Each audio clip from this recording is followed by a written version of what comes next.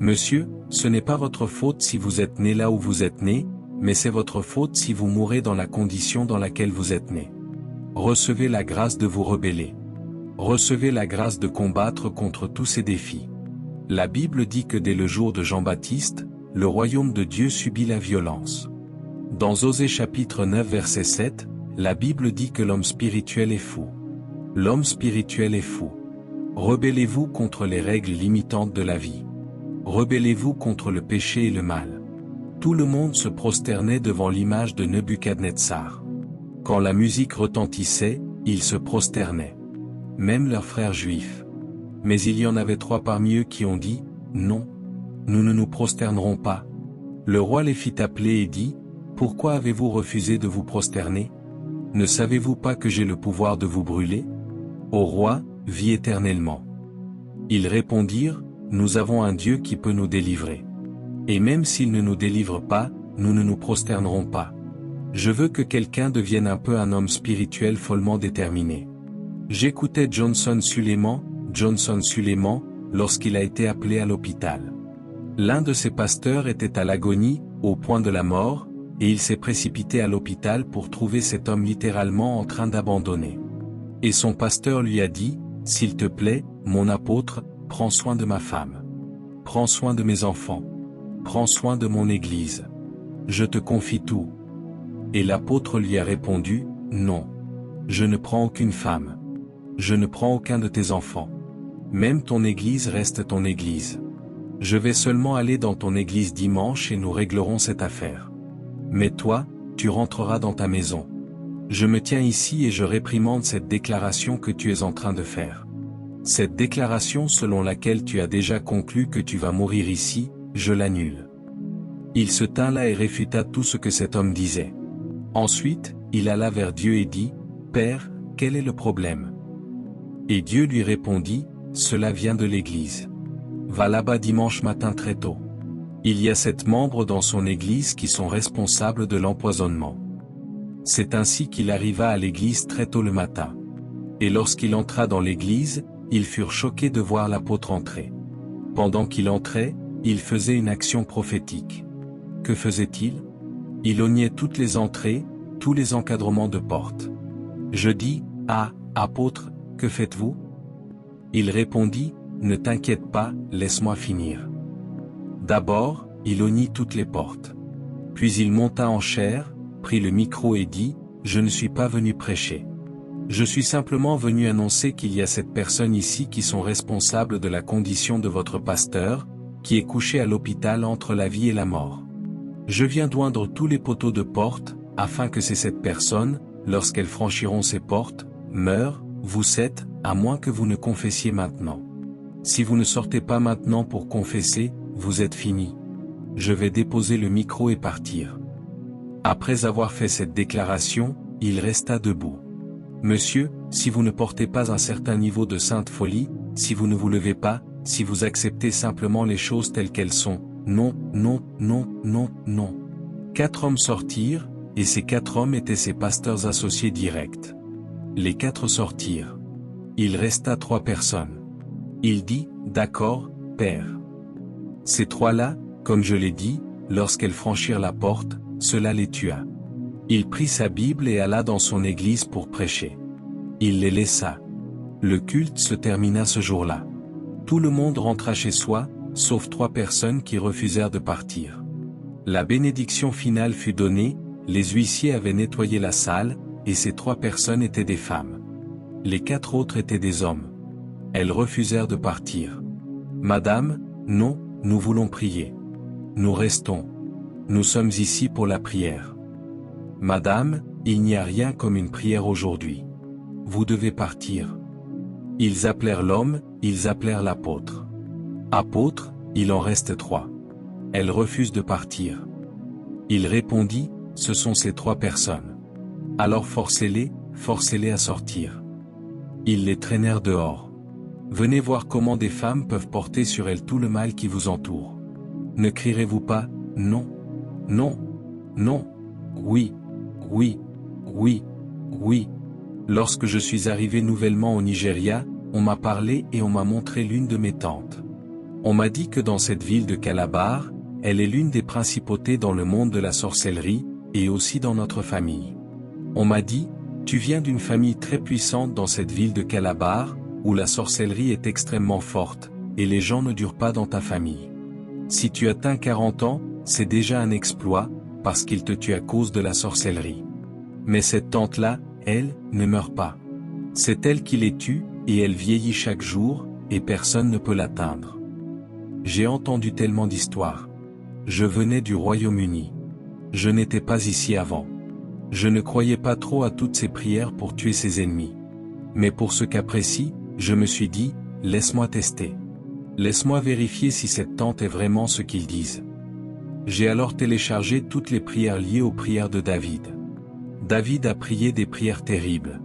Il a prié en disant, brise la tête, le crâne de mes ennemis. Brise toutes les dents de leur bouche. Brise leurs bras. J'ai prié les prières de David en mentionnant le nom de ma tante. J'ai prié un jour. J'ai prié 2 jours. J'ai prié 3 jours. Alors certains de mes cousins sont venus en courant vers moi et ont dit, ah, pasteur, ta tante a une forte hypertension. Elle est très malade, et c'est comme si elle voulait t'abandonner. Elle dit que tu dois l'appeler, parce que tu es le seul pasteur de la famille. J'ai dit, et, tante a une forte tension artérielle? D'accord, allez, j'arrive. Lorsqu'ils sont partis, je suis retourné dans le lieu secret et j'ai intensifié la prière. J'ai dit, Père, que l'hypertension augmente davantage. J'ai prié et prié, jusqu'à ce qu'il revienne le lendemain en disant qu'elle avait fait un AVC partiel, et qu'elle disait, tu dois venir. J'ai dit, allez, j'arrive. Je suis retourné encore à la prière et j'ai intensifié davantage, jusqu'à ce qu'il revienne encore et dise, ta tante vient de faire une crise cardiaque, et elle lutte entre la vie et la mort. J'ai dit, d'accord, j'arrive.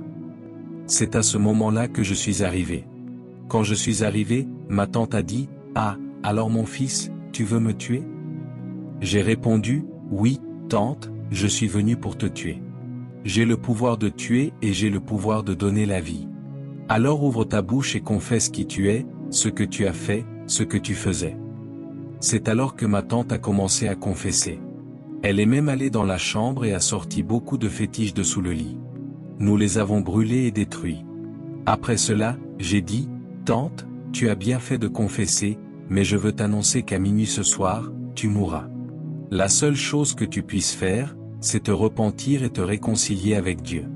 Mais en ce qui concerne la mort, tu mourras. Et elle est morte. Ainsi, vous avez une autorité.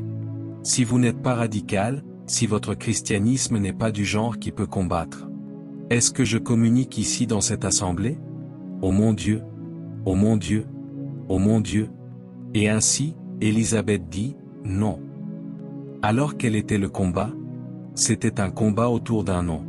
Monsieur, votre nom est une puissance. Votre nom détermine votre but dans la vie. Votre nom est votre description de fonction. Tu l'appelleras du nom de Jésus, car c'est lui qui sauvera son peuple de ses péchés. Votre nom est votre description de fonction. Votre nom fixe les limites de votre vie. Dites-moi votre nom, je vous dirai qui vous êtes. Dieu a dit à Adam de donner un nom à chaque animal. Chaque animal tel qu'il l'a nommé, c'est ce qu'il est devenu, chimpanzé, éléphant, singe. Quel est votre nom, monsieur? Votre nom, c'est ce que vous êtes. Votre nom est votre description de fonction.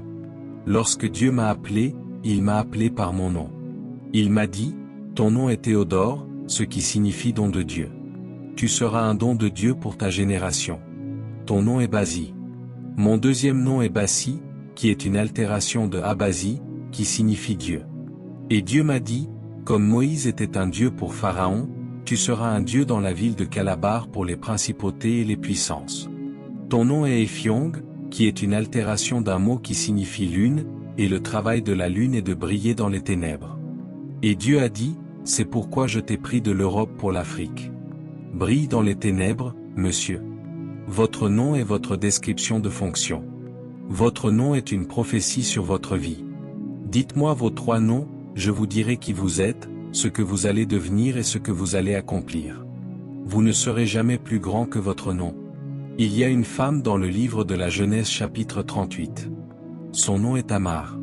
Tamar a été victime d'inceste de la part de son propre père, Juda.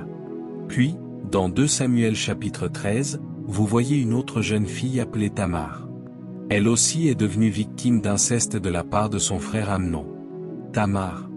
Tamar. Chaque Tamar dans la Bible tombe toujours dans l'inceste. Quand on appelle quelqu'un Zacharie, cela signifie que ce qui a suivi ton père te suivra. Stérilité, impuissance.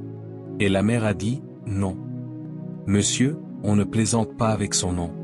C'est pourquoi Dieu, dans toute la Bible, change les noms des personnalités négatives afin qu'elles aient un avantage dans la vie.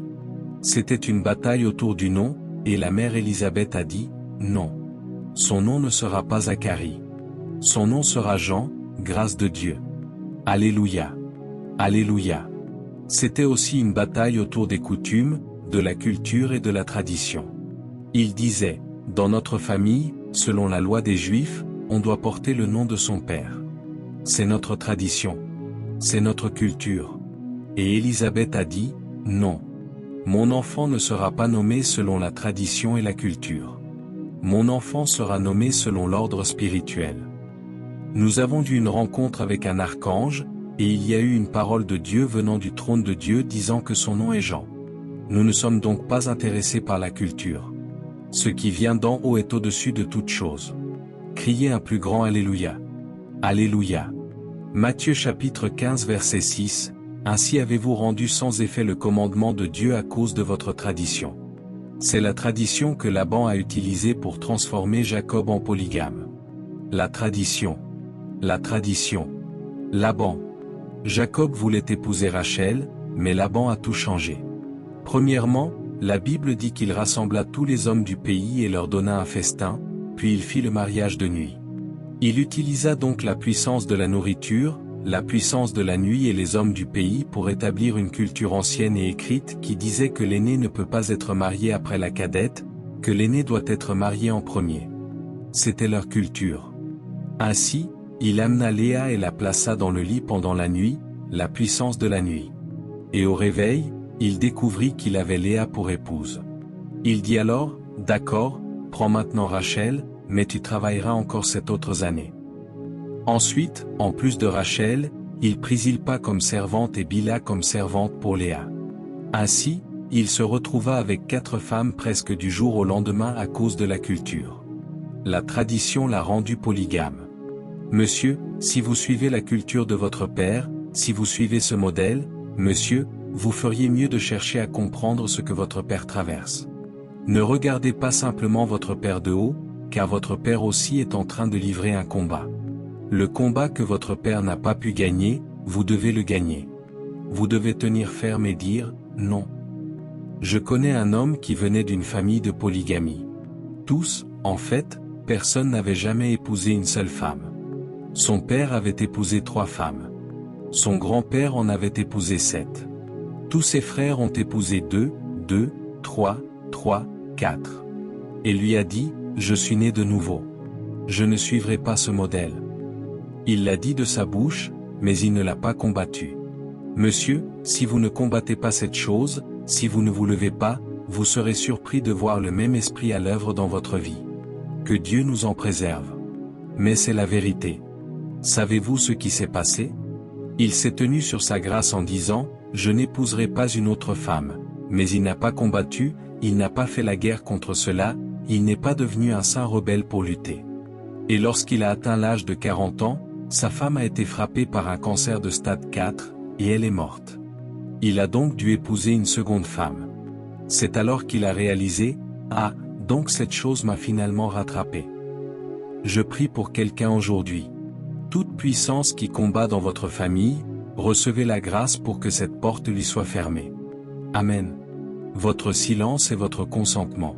Ce que vous tolérez, vous ne pouvez pas le terminer. Vous devez vous lever. Oui, vous devez vous lever. Dieu m'a aidé, mais vous ne saurez jamais les batailles que j'ai livrées ces dernières années. J'ai combattu des combats, et je suis un guerrier dans le domaine de l'esprit, et je combats jour et nuit, jusqu'à aujourd'hui. Il y a encore une chose que je veux que vous voyiez ici, la puissance de l'accord.